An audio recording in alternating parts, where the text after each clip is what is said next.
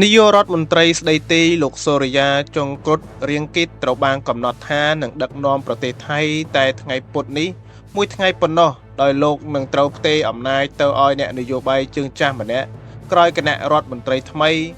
ធ្វើពិធីសច្ចាប្រណិធាននៅថ្ងៃទី3ខែកក្កដាឆ្នាំ2025នេះបើតាមការចុះផ្សាយដោយសារព័ត៌មានបាងកកប៉ុស្តិ៍នៅថ្ងៃទី2ខែកក្កដា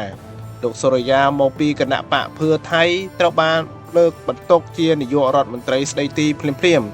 ក្រោយតុលាការធម្មនុញ្ញសម្រាប់ព្យួរតំណែងនាយករដ្ឋមន្ត្រីរបស់លោកស្រីផែនថងឋានស៊ីណាវ៉ាត់នៅថ្ងៃទី1ខែកក្កដាអ្នកនយោបាយដែលត្រូវជំនួសលោកស្រីផែនថងឋានពិតប្រាកដគឺលោកភូមិឋានវិឆាយ៉ាឆៃដែលត្រូវតែងតាំងជាឧបនាយករដ្ឋមន្ត្រី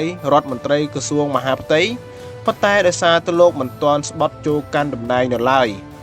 ទើបនាយករដ្ឋមន្ត្រីស្ដីទីធ្លាក់ទៅលោកសូរិយាឧបនាយករដ្ឋមន្ត្រីក្រសួងដឹកជញ្ជូនដូច្នេះនៅពេលគណៈរដ្ឋមន្ត្រីថ្មីធ្វើសច្ចាប្រណិធានរួចលោកសូរិយានឹងត្រូវបានជំនួសដោយលោកភូមិឋានក៏ដូចជាចូលមកធ្វើការងារបណ្ដោះអាសន្នជំនួសនាយករដ្ឋមន្ត្រីព្យួរតំណែងលោកស្រីផែនថងឋានបកភឿនថៃដែលកំពុងកាន់អំណាចបាននិយាយកាលពីល្ងាចថ្ងៃអង្គារថាលោកភូមិឋាននឹងចូលកាន់តំណែងបន្ទាប់ពីការរុះរើគណៈរដ្ឋមន្ត្រីព្រោះលោកនឹងទទួលបានឋានៈជាឧបនាយករដ្ឋមន្ត្រីដែលខ្ពស់ជាងលោកសូរិយាបាននិយាយថាការងារបន្ទាន់បំផុតរបស់លោកគឺចុះហត្ថលេខាលើក្រដាសមួយសន្លឹកដើម្បីធានាថាការផ្លាស់ប្ដូរដោយរលូន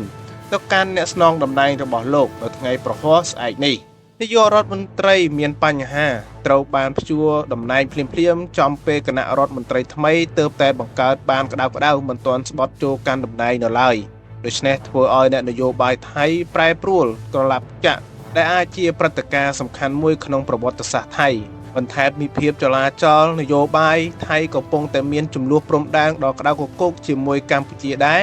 បានដាក់សម្ពាធកាន់តែខ្លាំងលើរដ្ឋាភិបាលរបស់ប្រទេសថៃ